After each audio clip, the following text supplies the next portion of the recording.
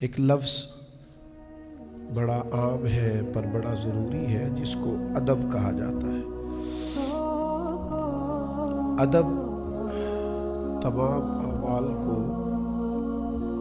زینت دے دیتا ہے۔ رشتوں میں اگر خوبصورتی پیدا کرنی ہو تو اس کا صرف ایک ہی حل ہے کہ رشتوں کا ادب قائم کیا جائے۔ ماں باپ کے رشتے کے ساتھ، استاد کے رشتے کے ساتھ، شیخ کے رشتے کے ساتھ، اپنے بڑوں کی اگر آپ مزید زیادہ خوبصورتی کا تعلق رکھنا چاہتے ہیں تو اپنا تعلق ادب والا بنائیں۔ کوئی بھی شخص ہو، بڑا کم پڑھا لکھا ہو، مالی طور پر بڑا کمزور ہو اور اس کی بہت زیادہ زندگی میں خواہشات بھی نہ ہو، لیکن اس کی بھی بے ادبی کی جائے تو تکلیف اسے بھی ہوتی ہے۔ بے ادبی بہرحال انسان کو پریشان کرتی ہے، کوفت پیدا کرتی ہے، تکلیف پیدا کرتی ہے۔ لیکن آپ کسی کی کوئی ضرورت بھی پوری نہ کریں، کسی کا کوئی کام بھی آپ کسی کو ادب دے دیتے ہیں تو ادب سے خوبصورتی پیدا ہوتی ہے۔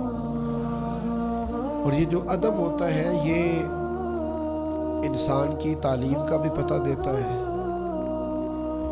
اس کی تربیت کا بھی پتہ دیتا ہے، اور یہ ادب جو ہوتا ہے یہ انسان کے تدبر کا، فہم و فراست کا اور اس کی بردباری کا بھی پتہ دیتا ہے۔ آج کل بڑی تیزی سے ہم یہ دیکھتے ہیں کہ معاشرے کے اندر گفتگو کرنے کا رواج پیدا ہوا ہے۔ سوشل میڈیا ایک ایسا ذریعہ بنا جس کی وجہ سے لوگ اپنی گفتگو، اپنی بات بہت سارے لوگوں تک پہنچانے میں کامیاب ہو جاتے ہیں، زیادہ لوگوں تک بات پہنچ جاتی ہے۔ لیکن اسی میڈیا پر ہم نے یہ بھی دیکھا کہ بعض لوگوں نے فصاحت و بلاغت کا ناجائز فائدہ اٹھایا اور بے باکی کے نام پر، اور اس نام پر کہ میں جناب حق بولتا ہوں اور میرے دل میں جو آتا ہے وہ زبان سے ادا کر دیتا ہوں، اس دعوے کے پیچھے چھپ کے انہوں نے بہت ساری بے ادبیاں شروع کر دی۔ ہمارے بعض سیاسی رہنما بھی سوسائٹی کے اندر بے ادبی کو، بدتمیزی کو، توہین آمیز لہجوں اور رویوں کو پروموٹ کرنے کا ذریعہ بنے۔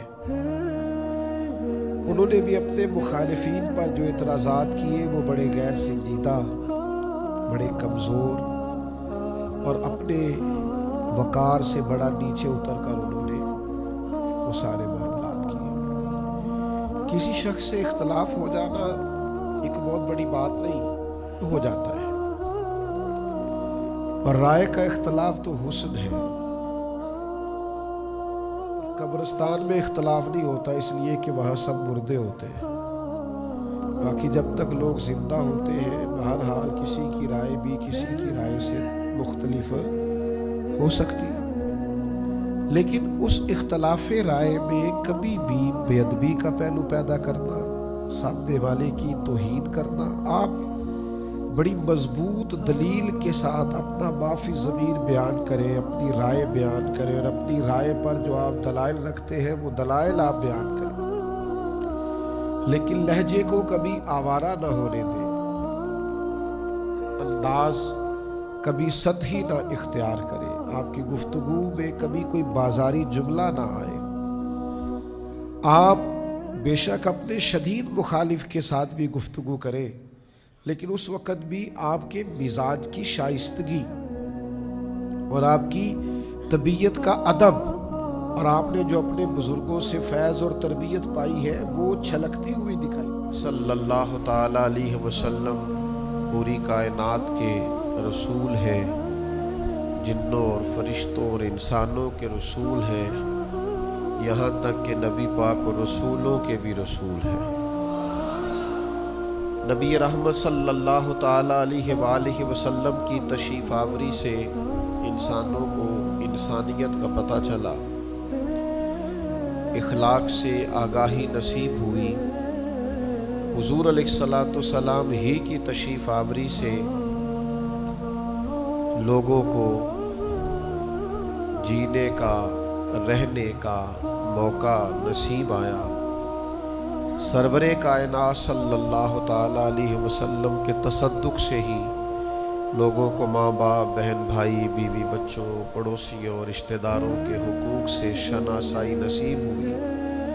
हुजूर अलैहिस्सलाम की बदौलत ही हमें अल्लाह की आखिरी किताब कुरान मजीद नसीब हुई। और मुझे कह लेने दीजिएगा, बदौलत ही हुजूर के सदके ही हमें पता चला कि हमारा खालिक कौन है, हमारा मालिक कौन है। फला व रब्बी का, ए महबूब मुझे तेरे रब की कसम हो। जब अल्लाह तबारक व तआला भी अपने महबूब सल्लल्लाहु ताला अलैहि वसल्लम की तरफ निस्बत करके कसम बयान फरमाए तो पता चलता है कि अल्लाह ताला की मारिफत भी हमें हुजूर अलैहिस्सलाम के वसीला पाक से ही नसीब हुई। फिर आप कभी गौर फरमाएं तो इंसान दुनिया में आता है, अल्लाह अपनी रहमत से जब किसी को औलाद से नवाजता है तो इंसान पैदा तो अल्लाह के करम, उसके फजल से होता है, लेकिन जब वो इंसानियत के उसूल सीखता है तो सरकार की सुन्नत की बरकत से सीखता है। बच्चा पैदा होने के बाद आप उसका खतना करते हैं तो हुजूर की सुन्नत, नबी पाक का बताया हुआ तरीका। आप उसके सर से बाल उतरवाते हैं तो हुजूर का बताया हुआ तरीका। आप उसका अकीका करते हैं तो नबी पाक का बताया हुआ तरीका। जब आप निकाह करते हैं तो महबूब फरमाने लगे ये मेरी सुन्नत है। तो आपको जा बजा ज़िंदगी में जहाँ जहाँ भी इखलाकियात के कायदे और ज़ाब्ते नज़र आते हैं तो ये सारे रसूल रहमत अलैहिस्सलाम के दिए हुए। फिर इंसान अपनी ज़िंदगी के शब व रोज़ अगर चैन और सुकून से गुजारना चाहे तो एक ही इलाज है कि लक़द काना लकुम फ़ी रसूलिल्लाहि उस्वतुन हसना। तुम्हारे लिए नबी में असासाए कल्ब व जाँ वही है, मेरा तो सब कुछ मेरा नबी है। मेरे गुनाहों पे उसका पर्दा। आपने सुन रखा है कि पुरानी उम्मतें गुनाह करती थी तो दरवाज़ों पे लिख दिया जाता था। खताएं तो आज भी बेशुमार होती हैं, हम तो जुर्मों से भरे हुए लोग हैं। किसका सदका है कि पर्दे पड़े हुए हैं, इज्जतें बनी हुई हैं, विकार कायम है। तो कहा कि मेरे गुनाहों पे उसका पर्दा, वो मेरा इमरोज़ मेरा फरदा, ज़मीर पर हाशिए उसी के, शऊर भी उसका वज़ा करदा। वो मेरा ईमान मेरा तयक्कुन, वो मेरा पैमानाए तमद्दुन, वो मेरा मेयार ज़िंदगी है, मेरा तो सब कुछ मेरा नबी है। वो मेरा मेयार ज़िंदगी है, मेरा तो सब कुछ मेरा नबी है। वो मेरी मंजिल भी हम सफ़र भी, मैं जा भी हुजूर की तरफ ही रहा हूँ, लेकिन रास्ते में मुझे जो करम हासिल है ना वो भी नबी करीम का ही हासिल है। हुजूर की रहमत ही मेरे साथ साथ चलती है तो मैं महबूब की तरफ बढ़ता हूँ। वो मेरी मंजिल भी हम सफ़र भी, वो सामने भी पसे नज़र भी, वही मुझे दूर से पुकारे, उसी की परछाई रूह पर भी। वो रंग मेरा, वो मेरी खुशबू, मैं उसकी मुट्ठी का एक जुगनू, वो मेरे अंदर की रोशनी है। मेरा तो सब कुछ, वो मेरी मंजिल भी हम सफ़र भी, वो सामने भी पसे नज़र भी, वही मुझे दूर से पुकारे, और उसी की परछाई रूह पर भी। वो रंग मेरा, वो मेरी खुशबू, मैं उसकी मुट्ठी का एक जुगनू की रोशनी है। मेरा तो सब कुछ। अल्लाह आपको जज़ाए खैर अता करे। और फिर क्या खूबसूरत अंदाज़ है ये हज़रत वारसी का। कहने लगे उसके कदमों में राह मेरी, उसी की प्यासी है चाह मेरी, उसी की मुजरम मेरी खताएं, और उसी की रहमत गवाह मेरी। نافرمانی بھی سرکار کی کر بیٹھا ہوں اور معاف بھی سرکار نہیں کرنا ہے. اسی کی مجرم میری خطائیں، اسی کی رحمت گواہ میری، اسی کا غم مجھ کو ساتھ رکھے، وہی میرے دل پہ ہاتھ رکھے. وہ درد بھی ہے سکون بھی ہے، میرا تو سب کچھ میرا نبی ہے. ازل کے چہرے پہ نور اس کا، ظہور عالم ظہور اس کا. بڑی گہری بات. ازل کے چہرے پہ حضور فرماتے ہیں میں اس وقت بھی نبی تھا جب آدم علیہ السلام کی مٹی گوندی جا رہی تھی. تو ازل کے چہرے پہ نور اس کا، اور ظہور عالم یعنی جس کی بھی عظمت کا پتہ چلا ہے محبوب کے صدقے ہی پتہ چلا ہے. ازل کے چہرے پہ نور اس کا، ظہور عالم ظہور اس کا، خود اس کی آواز گفتائے حق، خود اس کی تنہائی طور اس کا. وہ بولے تو حق کہتے ہیں اور تنہائی میں بولے تو یوں سمجھو جیسے کوہ طور پہ زیارت نہیں ہو رہی. ازل کے چہرے پہ نور اس کا، ظہور عالم ظہور اس کا، خود اس کی آواز گفتائے حق، خود اس کی تنہائی طور اس کا. بہت سے عالی مقام آئے لیکن خدا کے بعد اس کا نام آئے. شان حضرت ابراہیم کی بھی کیا بات ہے، جناب موسیٰ علیہ السلام کی بھی، حضرت عیسیٰ روح اللہ علیہ السلام کی بھی کیا بات ہے. بہت سے عالی مقام آئے پر خدا کے بعد اس کا وہ اولی ہے، وہ آخری ہے، میرا تو سب کچھ میرا نبی ہے. جب قیامت کا دن ہوگا نا تو ہمارے لیے بڑی مشکل ہوگی. ہمیں تو سارا پتہ ہے نا، پتہ تو سارا ہے نا سردار نو کیتیاں دا. حضرت وارسی کہتے ہیں نہ مجھ سے بارے عمل اٹھے گا، نہ عضو ہی کوئی ساتھ دے گا. نہ مجھ سے بارے عمل اٹھے گا، نہ مجھ سے عملوں کا بوجھ اٹھایا جائے گا. اور یہ جو میرے اعضاء ہیں نا یہ میرا ساتھ نہیں دیں گے، ان پر تو ویسے ہی بڑی سختی ہوگی. نہ مجھ سے بارے عمل اٹھے گا، نہ عضو ہی کوئی ساتھ دے گا. اگر کہے گا تو روز محشر خدا سے میرا نبی کہے گا سیاہیاں داغ صاف کر دے، اسے میرے مولا معاف کر دے. نہ مجھ سے بارے عمل اٹھے گا، نہ عضو ہی کوئی ساتھ دے گا. اگر کہے گا تو روز محشر خدا سے میرا نبی کہے گا سیاہیاں داغ صاف کر دے، اسے میرے مولا معاف کر. میرا عاشق ہے وارسی ہے، مظفر وارسی سے تھوڑی سی معذرت کے ساتھ پھر پڑھتا ہوں. نہ مجھ سے بارے عمل اٹھے گا، نہ عضو ہی کوئی ساتھ دے گا. اگر کہے گا تو روز محشر خدا سے میرا نبی کہے گا سیاہیاں داغ صاف کر دے، اسے میرے مولا معاف کر دے. یہ میرا عاشق ہے قادری ہے، میرا تو سب کچھ میرا نبی ہے، میرا تو سب کچھ میرا تو سب کچھ. لوگوں کو اللہ تبارک و تعالی فتح عطا کرتا ہے، کامیابیاں اور کامرانیاں عطا کرتا ہے. ویسے ہمارا مزاج یہ ہے کہ کہیں ناکامی ہو جائے تو پھر ہماری سوچ اور ہوتی ہے، اور اگر کامیابیاں ہو جائیں تو وہ ہم اپنے کھاتے میں ڈالتے ہیں. ہم جب کامیابیاں ہو جائیں، جب ہمیں فتح نصیب ہو جائے، اور خدا نہ خواستہ اگر کوئی اپنے مخالف پر قابو پا لے، پھر تو جو اس کا حال ہوتا ہے. آپ تاریخ پڑھیں، آپ کو پتہ چلے کہ بادشاہ جب فاتح بن کے علاقوں میں داخل ہوتے تھے تو ان کے شوق کیا تھے. وہ انسانی کھوپڑیوں کے مینار بناتے تھے. وہ کہتے تھے ناشتے پر 50 لوگوں کو قتل کروں گا، دوپہر کے کھانے پر اتنے لوگوں کی گردنیں اڑاؤں گا، شام کو اتنے لوگوں کے سر تن سے جدا ہوں گے. وہ جب فاتح بنتے تھے تو ظلم کرتے تھے، جبر کرتے تھے. قربان جائیں جب اللہ تبارک و تعالی نے میرے نبی پاک کو کامیابیاں عطا کی. جب رسول کریم صحابہ کو لے کر بدر میں گئے تو مقابلے میں وہ لوگ آئے تھے جنہوں نے کانٹے بچھائے تھے، جنہوں نے پتھر پھینکے تھے، جنہوں نے حضرت رضی اللہ تعالیٰ عنہ کو رسیاں باندھ کر گھسیٹا تھا. لیکن یہ میرے نبی کریم علیہ السلام کے اسوہ حسنہ کی وسعت دیکھیے.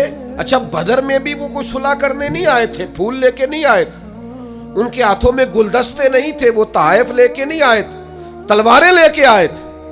لیکن وہی لوگ جب گرفتار ہو کے آئے تو نبی پاک علیہ السلام نے صحابہ کو تلقین کی، فرمایا تمہارے پاس جو قیدی ہیں نا ان کا خیال رکھنا، یہ کوئی ہمارے رشتہ دار، عزیز، پڑوسی، مہمان نہیں، یہ جنگ لڑنے کے لیے آئے.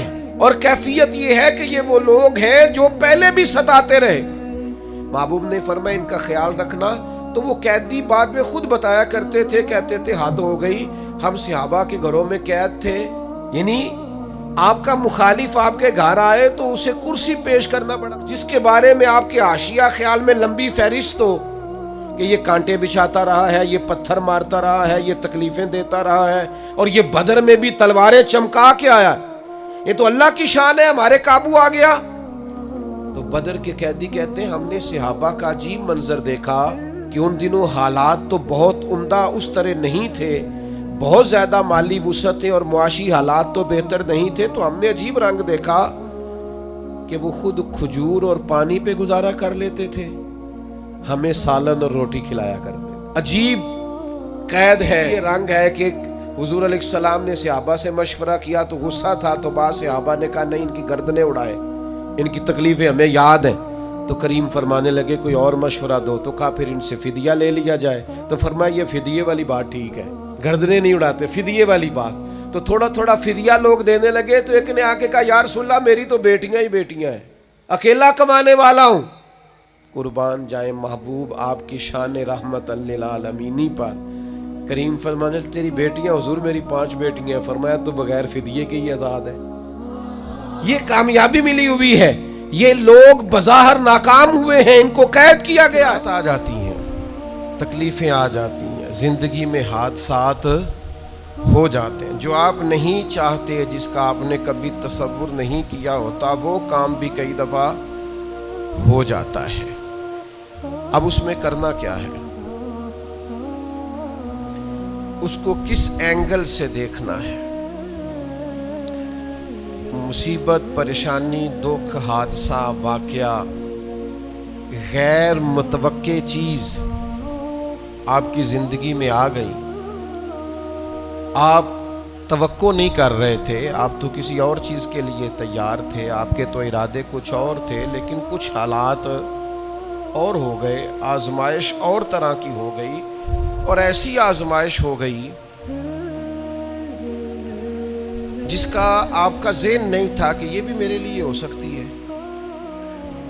یا آپ نے سوچا ضرور ہوا تھا کہ آزمائش آئے گی، لیکن اور چیزوں کو آپ سوچ رہے تھے میں نے یہ ٹھیک کرنا ہے، میں نے یہ ٹھیک کرنا ہے، میں نے اس پر خیال رکھنا ہے، لیکن تکلیف نے، دکھ نے، آزمائش نے رستہ کوئی اور بنا لیا.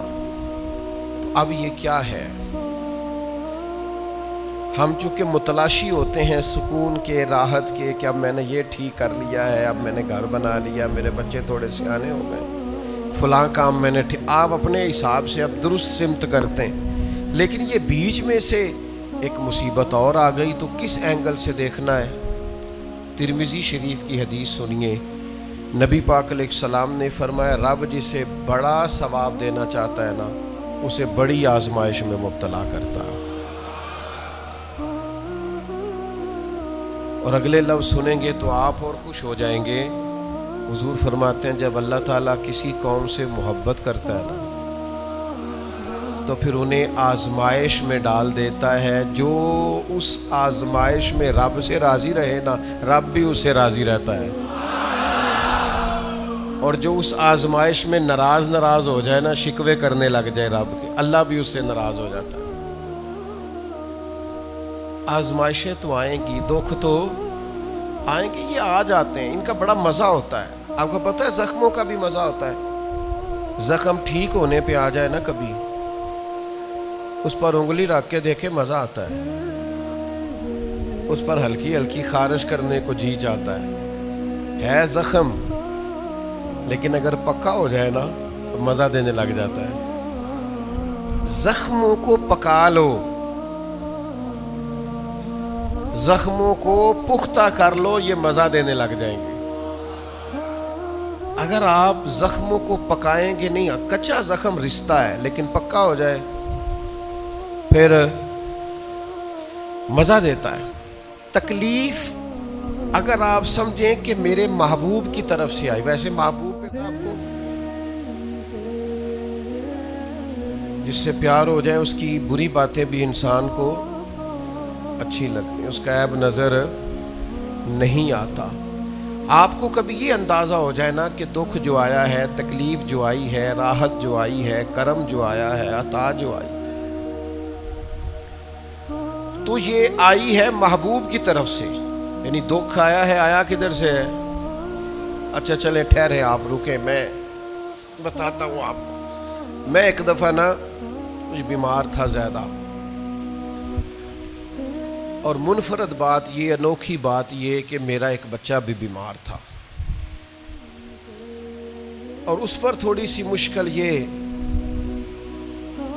کہ کچھ چھوٹی موٹی ارد گرد کی پریشانیاں بھی تھیں. یہ تعمیری کام چل رہا ہے، فلانا کام چل رہا ہے، فلانا کام چل رہا ہے، تو سمجھ لیں 5 10 20 چیزیں اکٹھی ہو گئیں، تو میری طبیعت پر کچھ بوجھ بن گیا. دل تھوڑا سا وزن محسوس کرنے لگا، اور ذرا تھوڑی سی بے چینی اور اضطراب طبیعت میں پیدا ہونے لگا. یہ ان کے بعد آ جاتا ہے کبھی کبھی. تو اس کی تدبیریں، اس کے معاملات بھی میں دیکھ رہا تھا، لیکن تھوڑا سا نا زیادہ ذہنی طور پر میں اپنے آپ کو تکلیف میں محسوس کرتا تھا. تو ایک رات میں تسبیح میرے ہاتھ میں تھی، تو میں حسبنا اللہ و نعم الوکیل نعم المولا و نعم النصیر اس کا میں وظیفہ پڑھ رہا تھا. تو پڑھتے پڑھتے میں نے نا سائیڈ چینج کی، رخ پھیرا. اچھا کبھی کبھی یہ ہوتا ہے کہ آپ کے اندر سے ہی دکھ اٹھ رہا ہوتا ہے، اور کئی دفعہ آپ کے اندر سے ہی سکھ اٹھ آتا ہے، جواب آ جاتا ہے. یعنی آپ کا دل بھی تو مفتی ہے نا، وہ بھی تو فتوے جاری کرتا ہے نا. آپ کی روح بھی تو عالم ہے نا، وہ بھی تو آپ کو مسئلے بتاتی ہے نا. آپ کا ذہن بھی بہت بڑا، یہ کئی دفعہ جب اداس ہوتا ہے اسی سوچ لی یا طے کر لی، خوش ہوتا ہے تو اس نے اندر سے ہی کوئی نعمت تلاش لی. میں نے رخ چینج کیا تو میرے اندر سے آواز آئی، یار تو بڑے بیوقوف ہے، تیرا کسی جگہ نام لکھ دیتے ہیں لوگ، وہاں ہزاروں لوگ جمع ہو جاتے ہیں. مسجد میں پنکھے پورے نہیں چلتے، لوگوں کو کوئی خاص پروٹوکول نہیں ملتا، سینکڑوں مساجد ہیں، ایئر کنڈیشن اور بڑی بڑی سہولیات چھوڑ کے لوگ تیرے پاس آتے ہیں. کبھی مسکرا پڑیں تو بہت سارے مسکرا پڑتے ہیں، کبھی طبیعت میں کوئی تھوڑی خرابی آ جائے تو بہت سارے لوگ آنسوؤں میں بھیگ بھیگ کر دعائیں کرتے ہیں. یہ سارے دکھ تیرے لیے برداشت کی. تیرے اوپر تھوڑی سی کبھی تکلیف آتی ہے تو طبیعت پہ بوجھ بنتا ہے، اچھا تو بڑا ریس ہے، سکھ سارے قبول خوشی خوشی، اور ذرا 2 4 5 چیزیں کٹھی ہوئی نہیں اور دل تیرا بے چین ہوا نہیں، تو سیانا نہیں. اچھا خود ہی ٹینشن تھی، بس رخ میں نے دوسری طرف کیا تو آوازیں دوسری آنی شروع ہو گئی. شام کو میں اٹھ کے بیٹھ گیا. یہ آپ نے نا اپنے اندر سے آپ نے طاقت لینی ہے. آپ کے اندر ایک روح ہے، آپ کے اندر ایک باطن ہے، آپ کے اندر ایک خیر کی قوت ہے. جب بھی کوئی مایوسی آئے نا، ایک سرکار کا فرمان سنیں. نبی پاک علیہ السلام نے فرمایا تمہیں اپنی بیوی کی کوئی عادت ناپسند ہو تو اسے بغض نہیں رکھنا. یا رسول اللہ کیا کریں؟ فرمایا اس عادت پہ غور کر لو جو تمہیں بڑی پسند ہے. آپ نے صرف کمزوریاں نہیں دیکھنی، آپ نے زندگی کے اندر خوبیاں بھی ملاحظہ کرنی.